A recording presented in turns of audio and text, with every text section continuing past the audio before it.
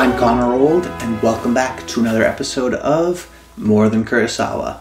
And this week, we're going to be looking at the 2016 Japanese anime film Your Name, directed by Makoto Shinkai, one of the most popular movies in Japanese history, an international phenomenon, and a really interesting director that I'm excited to cover. But if you're new to the series, what I do every single week is review a different Asian movie by a different Asian director to help us fill in the wide world of Asian cinema, to show you that there is more than Akira Kurosawa or Bong Joon-ho or Hayao Miyazaki or some of the more popular Asian filmmakers, by essentially highlighting a new director who has many great movies every single week. Picking one in particular, though, that I think is a good starting point if you haven't heard of the filmmaker or some of their other movies.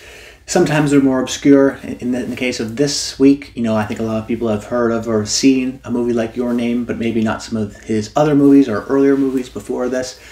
So essentially, I wanted to take this video and split it up into two parts. The first part looking at the filmmaker, because we cover a new filmmaker every single week. I'd like to talk about what makes them interesting, what makes them special, why we should actually see more of their own movies, while also getting us an understanding of the director of the film before speaking about the film, but that's what we do in the second half of the video. Speak about the film in particular, what I like about it, why I think it's interesting in the director's career, and why it's a different kind of a movie that we haven't covered yet on the show. I think that's the main point of this show, is that, we're in multiple weeks right near kind of in the middle of the series, and we've been covering movies from many different directors, many different kinds of movies from many different decades and genres and styles and mediums, and I think this is just another example of that. We've already covered a couple of anime directors, but I figured, let's cover one that's alive and working right now. But jumping now into the discussion of why I wanted to cover Makoto Shinkai. First off, I really was enamored by Your Name, but then just kind of watching his career and seeing it evolve with Weathering with You, with Suzume, and then kind of going back and seeing some of his other movies. I think he's a really exciting director. I also wanted to cover him because he is an anime director, mostly works in that medium. And we've covered other kind of Japanese anime directors in the case of Satoshi Kon or Isao Takahata. But it would be silly to kind of lump those three guys as the same filmmakers. Yes, I wanted to cover anime because, once again, this is a huge part of, in particular, Japanese cinema. So if I didn't cover those movies, it'd feel weird to not include them. But also, I think it would be weird to lump them all together, to say that Satoshi Kon makes the same types of movies as Makoto Shinkai. As a matter of fact, I think they're quite different, the three of them, where, a filmmaker like Satoshi Kon, he makes, I think, movies that could have been made into live action, but kind of heightens the realism with animation. Isao Takahata, his animated movies, I think his kind of unique thing is that he likes to experiment with different styles of animation and different almost artwork even within the same movie, in the case of something like Tale of Princess Kaguya. But if you look at a movie like My Neighbor Yamada's versus Only Yesterday, the art styles are very different, and I think he has kind of interest in exploring how you can just make a movie look completely different with art styles. But then what about Makoto Shinkai? What makes him interesting? And what I ultimately went back to is, I think he is a great filmmaker of spectacle. When I think about him, I think of spectacle. I think he is the Japanese James Cameron. Not only in terms of box office success, movies like Suzume and Your Name made over $300 million at the box office. Weathering with You made over $200 million. That's worldwide, so huge success for animated movies, particularly from another country in another language, and there were huge hits in the domestic, in Japan domestically. And so there's a connection there with Cameron, but I really do think thematically and just the way he approaches his stories are kind of big. I think Cameron does well at the box office in the same way Shinkai does well at the box office, because they're interested in big emotions, big images, fast-paced images. The stakes are always really high, huge consequences. Interested in love stories. Shinkai, for the most part, interested in young people, men and women, oftentimes thematically kind of separated by something, whether it be time or physically or metaphysically, kind of oftentimes a fantasy type element to some of his films. But he is interested in the spectacle, and that he's interested in big melodramas with big emotions, which I think can resonate with a lot of people. But then also his images, they're really pretty. They come at you very fast too, so they're always kind of entertaining. And he does kind of paint, I guess I would say, in broad strokes, where there's not necessarily a nuanced relationship. It's kind of this aching love of young romance, oftentimes in his movies, or the stakes are the end of the world, and even just some of the images. He'll place his character in a small bit of the frame and then light that across kind of like a huge sky with things coming out of it, and it kind of engulfs the person. There are kind of these larger, beautifully very interesting images that kind of match well with the kind of grandiosity of the emotions, which is what I think a lot of people want to see when they go to the movie theaters. When they think of the big movies that make a lot of money, it's the ones that have great visuals, great kind of spectacle. There's a reason for going to the movie theaters because there's some great special effects, or there's something that you just want to see on this big screen. And I think Shinkai makes his movies with that in mind. So thematically interested in kind of young romance, aching type dramas. But he does have some technical abilities to himself as well in terms of what he brings to the films. Oftentimes, he doesn't really think of the camera like a live action camera. Sometimes with the animation, like a lot of Pixar movies, they're trying to almost mimic how you would shoot a real live action movie. In that, there's the camera movement would be almost as if someone would actually be moving the camera, just because oftentimes that's what we think of when we think of movies subconsciously. That when you see sometimes CGI sequences in movies and the camera's kind of floating all around, it actually feels less real because you know that a cameraman can't actually do that, and there's a fakeness to that. But Shinkai, I think, likes the form of animation because of its ability to do that. So if you see some other filmmakers that we've covered, maybe more live action filmmakers, and you think of like a Kenji Mizoguchi, if you remember in that episode in his films, you'll often see kind of like that gliding effect. And that's what you see in oftentimes live action movies. You think of like oneers that you'd see in movies. They kind of move steadily, very steady in the frame, slowly, panning back and forth, pushing in, pushing out. That's the kind of rhythm in the language, the visual language of how a camera moves. But Shinkai does something differently. His camera is less a gliding camera, and I'd say more of a snap camera, where he'll have his camera kind of zip up to one location, then stop, zip up to another, and stop, go back, rotate around the character, move up, pan down, in these kind of almost robotic, very quick, but still ultimately steady type camera work, because you can do that in animation because there are no rules, is no cameraman.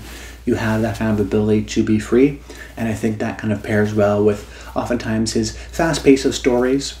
And in something like the case of Your Name, you're taking a 2-hour type body swap movie and really kind of condensing that to around 50 minutes, and where the story goes from there is interesting. But in particular, even in some of his other movies, he does cram a lot of story within a relatively short runtime. And I think that's maybe the last thing I want to mention in terms of his style and what makes him interesting as a filmmaker, is that he is almost bored with his stories. That oftentimes his stories start off with a very high concept. Your Name, body swap movie, Weathering with You, these kind of taking the rain away from certain places to make it Sunshine Girl kind of business movie.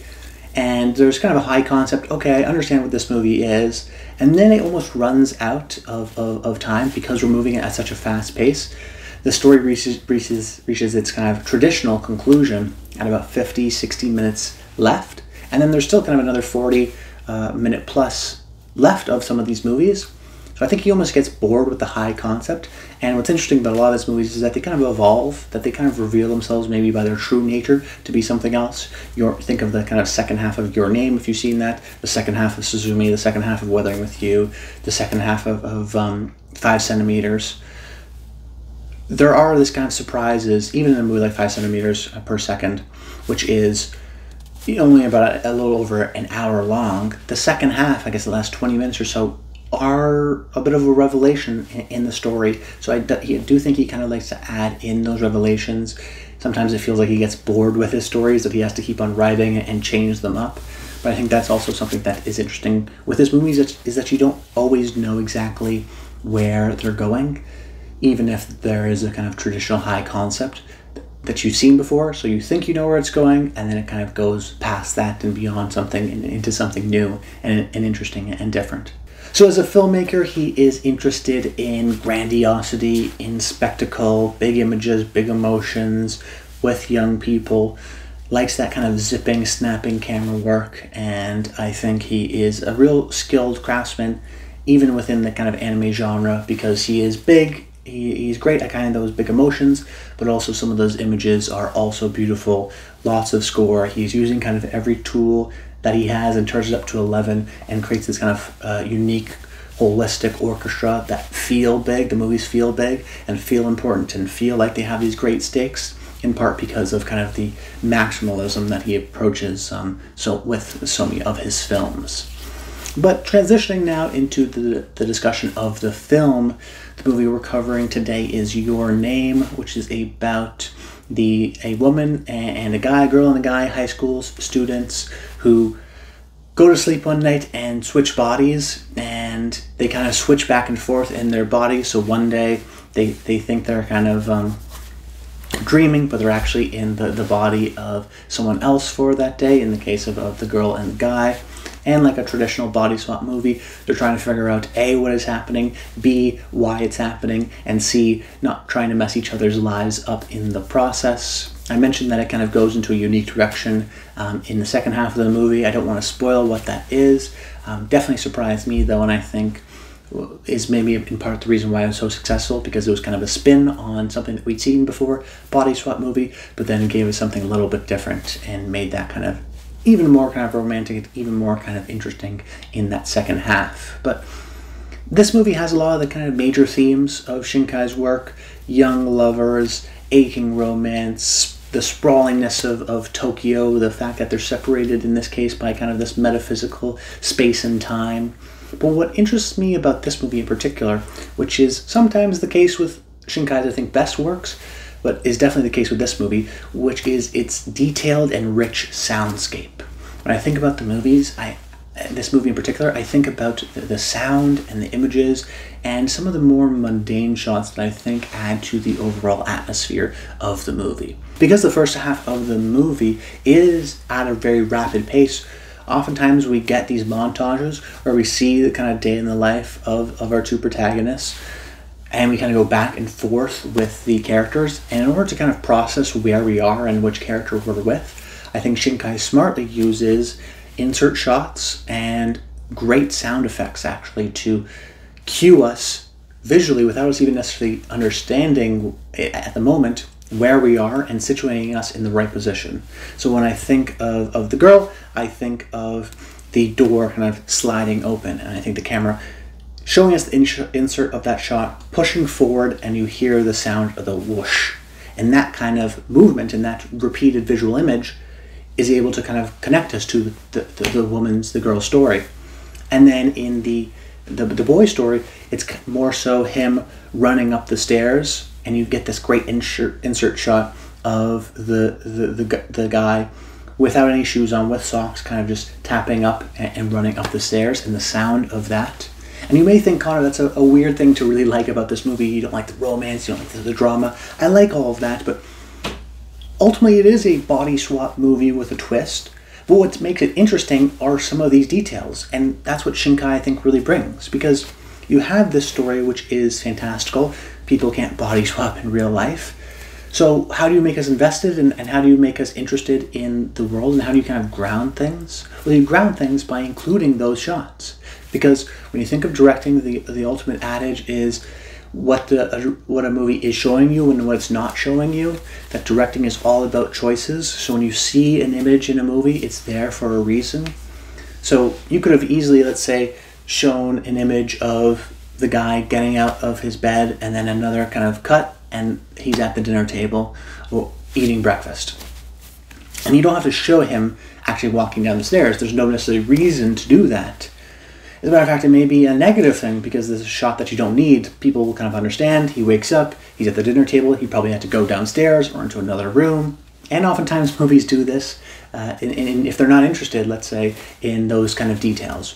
But Shinkai is interested in those details. First of all, by including those insert shots, he's able to help us understand and visually in an instant kind of process without us necessarily realizing that, okay, we're in the guy's story, okay, we're in the girl's story, as we kind of go and bounce back and forth. So it makes sense from a storytelling perspective, but it's also really helpful for us in a world-building perspective. Like I mentioned, this is a fantastical story. So by adding in some of those specific details, it makes it a little bit more grounded, a little bit more realistic. And I'm not talking about world-building in the sense of Game of Thrones and fantasy and houses and all those kinds of details and lore.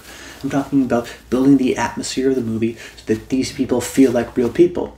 Of course, the dialogue helps, the visuals help, but sometimes the routine of the small things like opening a door and running upstairs, having great sound effects that are great with that, including some of those insert shots, the attention to detail that Shinkai brings, that those shots are as important as some of the grandiose, encapsulating, huge, great sky shots that he has, because those got the same level of detail as the insert shots.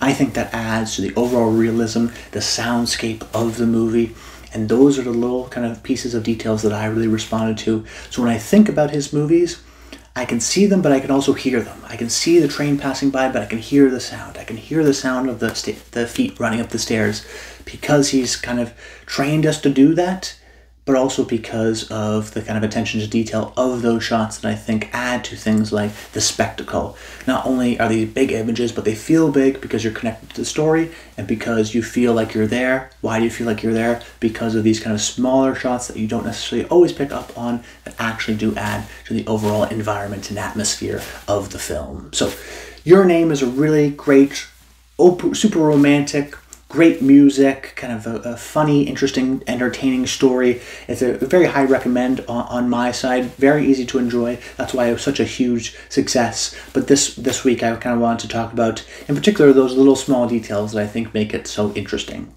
But if you enjoyed this video, make sure you comment below. Let me know your thoughts on Your Name. And stay tuned to next week for 12 p.m. Eastern Time, where I release a new video of More Than Kurosawa.